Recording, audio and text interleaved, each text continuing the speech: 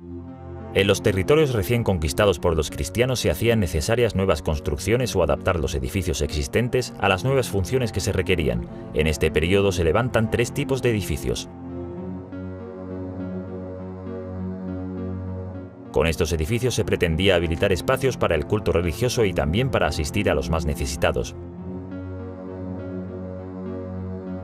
En estilo mudéjar se construyeron parroquias para el culto de los fieles, como la iglesia de San Pedro en Sanlúcar la Mayor, reconstruida en el siglo XIV sobre una mezquita tras la conquista de la ciudad.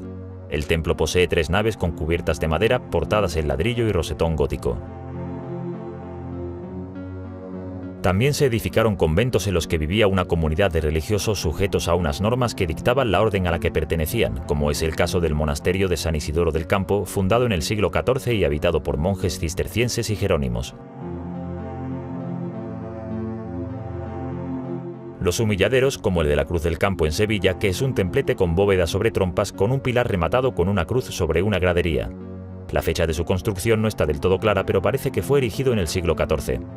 Los humilladeros se situaban en las afueras de las poblaciones junto a edificios religiosos o caminos y servían como muestra de piedad por parte del pueblo, y en ocasiones se peregrinaba hasta ellos en señal de devoción.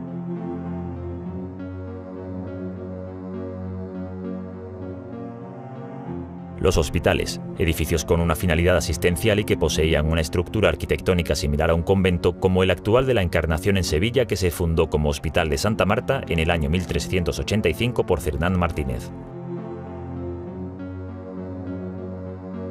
Las ermitas, que poseían una estructura arquitectónica simple y se situaban en las afueras de las poblaciones. Las capillas, que son de dimensiones reducidas y de formas muy diversas, se encuentran en el interior de las poblaciones, como la de la Veracruz en Coria del Río.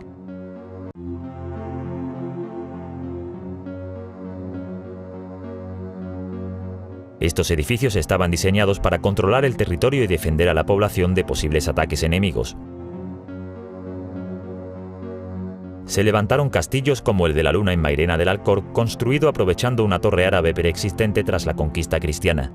El castillo se levantó en 2 fases, la primera se inició a mediados del siglo XIV y la segunda en la siguiente centuria. Los castillos mudéjares corresponden a la banda morisca y a la banda gallega o portuguesa y estaban compuestos por una torre del homenaje y un recinto amurallado. Las torres almenaras, que poseen forma de prisma rectangular con 2 plantas y servían para complementar el sistema defensivo de los castillos. Esta torre, conocida como de los Herberos, está construida sobre una base de sillares y aparejo de ladrillos y sirvió para vigilar el tránsito de embarcaciones por el río Guadalquivir.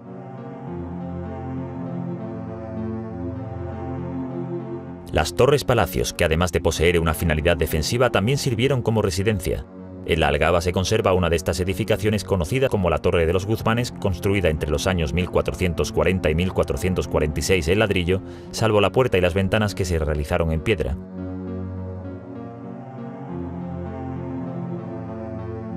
Estas edificaciones estaban destinadas a la población civil, ya fuese para uso público o privado. Se erigieron palacios, que eran edificios residenciales de la nobleza y de la realeza, como el Alcázar de Sevilla, que comenzó a construirse en la Alta Edad Media y donde se superponen diferentes estilos como islámico, mudéjar, gótico, renacentista y barroco. Este recinto fue declarado Patrimonio de la Humanidad en el año 1987. Universidades, como centros de conocimiento, tales como el antiguo Colegio de Maese Rodrigo, que fue el origen de la Universidad de Sevilla. El edificio, hoy desaparecido, se hallaba junto a la capilla de Santa María de Jesús, que es el único vestigio de la primitiva universidad. Casas, viviendas construidas con ladrillo y tapial, con pilares ochavados, arcos de herradura, enmarques con alfiz, ajimez y tejaroz. En Sevilla capital se conserva la Casa del Rey Moro en la calle Sol y aún se mantienen en pie algunas más en la Sierra Norte sevillana. Fuentes, para el abastecimiento de agua, que eran de forma poligonal con cubierta en forma de templete de azulejo sostenido por pilares. En Utrera podemos observar aún una de ellas conocida como la Fuente de los 8 Caños. Almonas, que eran almacenes o fábricas de jabón. En la localidad de Guadalcanal, en la actual plaza de Abasto, subsisten los restos de una almona del siglo XIV. Atarazanas, que eran almacenes portuarios y astilleros en los que se construían embarcaciones.